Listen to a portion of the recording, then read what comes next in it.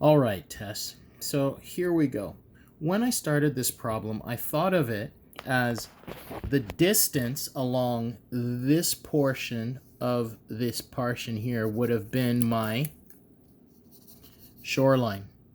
Now, the fact that I have my shoreline here means that if I label my letter X being in my triangle, which makes it a lot easier to work with, right? Because it seems that when I'm going from the shore directly across to the island here, it's 500 meters. So X is here and H is here, which means we can make a really nice calculation for the hypotenuse of the triangle. As you can see here, I have h squared equals x squared plus 500 squared. Now, you're going to leave it as 500 squared all the way through this problem in order to relieve the burden of expanding and solving for, or expanding or trying to solve for x squared, okay? So now that I've got that, what I did was I took h squared and I solved it for h. So that's why I have this. So I have h is equal to bracket x squared plus 500 squared raised to the 1/2.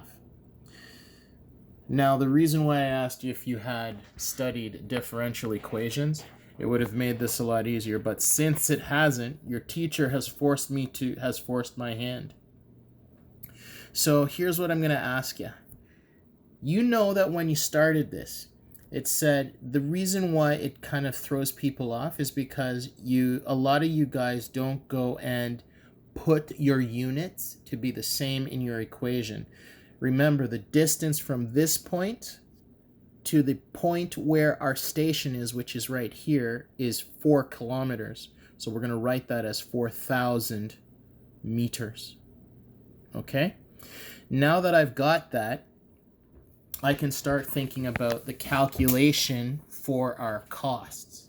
Now, you know that if this side here is x, that means the distance from where the line is going to be connected to the station here is going to be 4,000 minus x. Now that I've got that, now we're going to sit there and say, okay, let's come up with some random numbers for costings.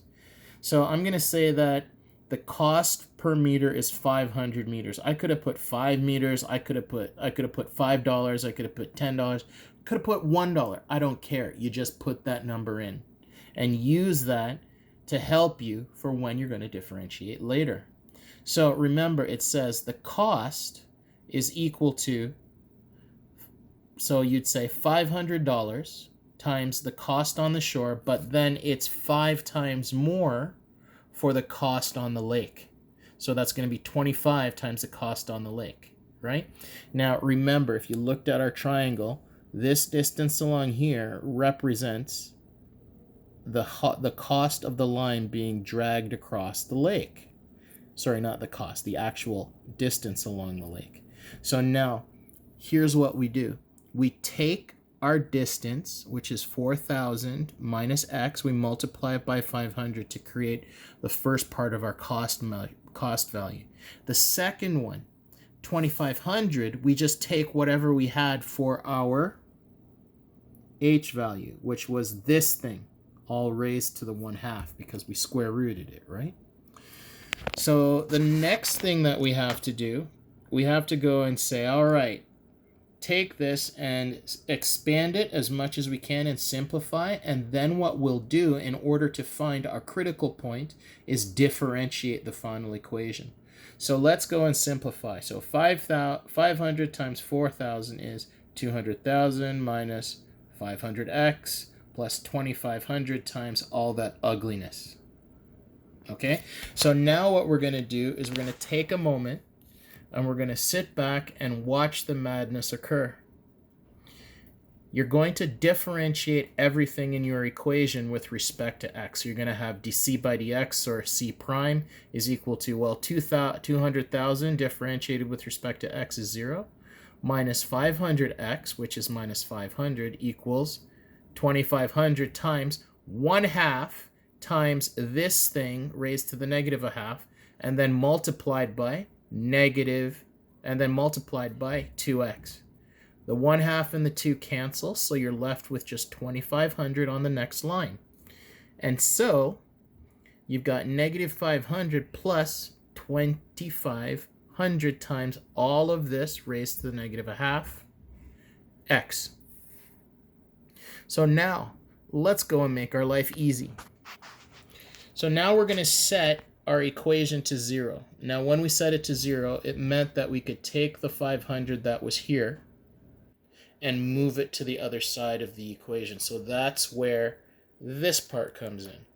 500 equals 2500x over x squared plus 500 squared to the 1/2.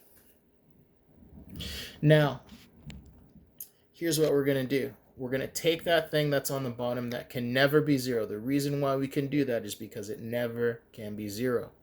Multiply it to the other side. So now you've got 500 x squared plus 500 all to the 1/2, right?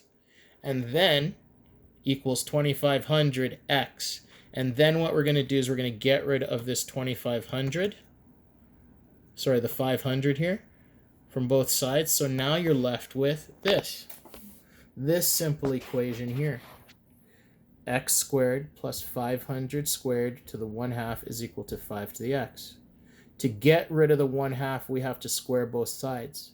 When we square both sides, the right side becomes, instead of 5x, becomes 25x squared. And then you have x squared plus the same 500 squared. Take the x, bring it over to the other side, it's 24x squared. And now we move on. And now we have x squared is equal to 500 squared over 24. And now we're going to square root it. And we're always going to keep the positive because x can never be a negative because it's a distance in this case, right? So you get the square root of 500 squared divided by 24, which gives us 102.6 meters, otherwise known as 0.1026 kilometers.